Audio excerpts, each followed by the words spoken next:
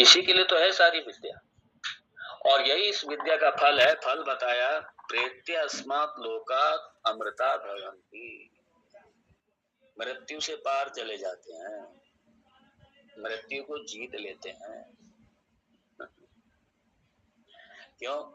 मृत्यु का अधिष्ठान है भाई, महाकाल है, वो काल थोड़ी है।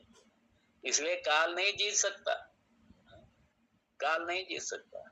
क्यों? क्योंकि काल की वहां गति नहीं है, महाकाल है। इसलिए आत्म पद जो है यही महाकाल है, यही महाकाल है। यह आत्म तत्व यही महाकाल है।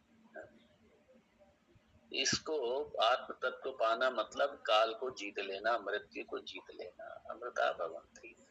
फिर उसका आना जाना नहीं होता, कहीं उसका आना जाना नहीं होता, कहीं आवागमन नहीं है, कहीं जन्म नहीं है, मृत्यु नहीं है, कहीं कुछ नहीं उसका। फिर है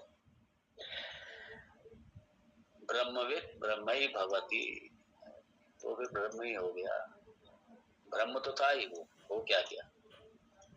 अज्ञान की वजह से जो अपने आप को पृथक समझा हुआ था, कुछ ये मरने जीने वाला जीव समझा हुआ था अपने आप को, वो अज्ञान निवृत्त हुआ तो पता चला अरे मैं तो ब्रह्म ही हूं भाई।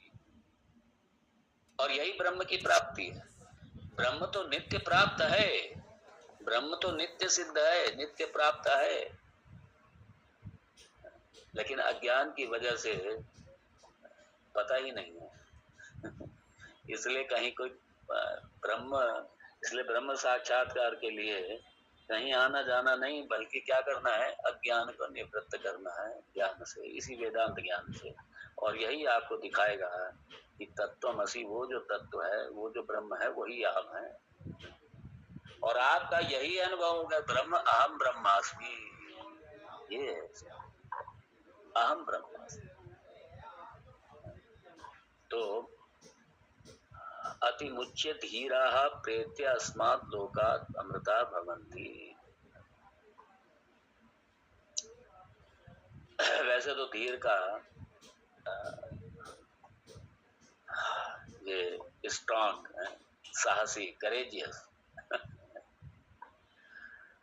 ये भी उसका अर्थ है। लेकिन यहाँ इस कॉन्टेक्स्ट में, इस संदर्भ में है, यहाँ पे स्ट्रॉन्ग या करेजियस ये नहीं है धीर यहाँ पे, बल्कि धीरा का मतलब या तो साधन चतुष्टय संपन्न अधिकारी,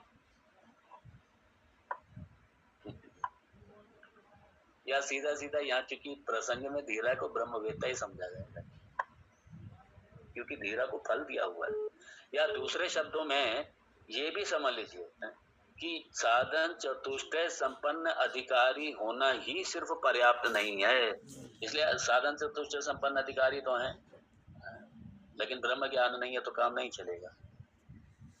इसलिए ठीक है, वैरागी है, जगत से वैराग्य हो गया, इसलिए खाली वैराग्य होने से थोड़ी काम चलेगा। वैराग्य लेकर के जगत से साधन चतुष्टय संपन्न अधिकारी होकर के फिर गुरु के चरणों में जाकर के बैठ करके, ये जो हमारे ब्रह्मवेत्ता महापुरुष हैं, उनके चरणों में जाकर के विद्या सीख करके,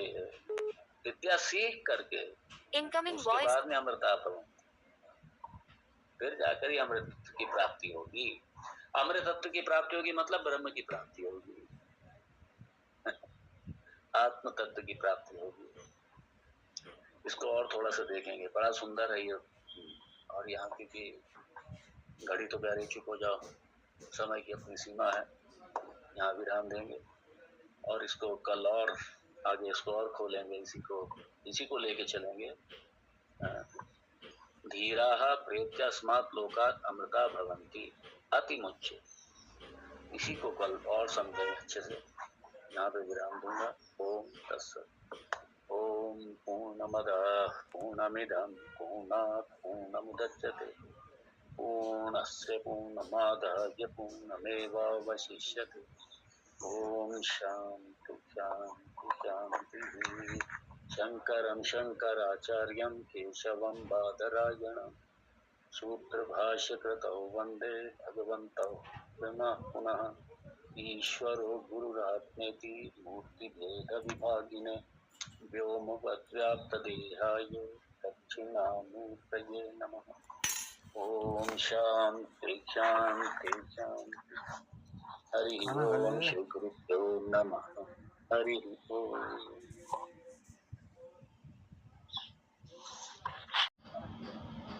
मुक्ति सिद्धि, ये इसका प्रयोजन है। कर रहे हैं सालों से, बिना प्रयोजन के श्रवण कर रहे हैं क्या? बिना प्रयोजन का हम लोग श्रवण कर रहे हैं, वेदांत पे चिंतन कर रहे हैं, वेदांत का मंथन कर रहे हैं, अपने महापुरुषों के चरणों में बैठ करके विद्या को सीखते हैं। आखिर किसके लिए? क्योंकि प्रयोजनम अनुद्देश्य बंधोपि न प्रवृत्ति। अब चूंकि ये तो हो गया ज्ञान ना, जब तक ये दोनों तरीके से पूरी तरीके इनका मिटेंगे नहीं, तब तक मैंपना मेरापना, तब तक धीरा नहीं है। फिर वो तब तक ब्रह्म। अहंकार और ममकार, ये मैंपना और मेरापना कुछ नहीं होगा जब तक, अर्थात ब्रह्म के अतिरिक्त अब दूसरा कुछ है ही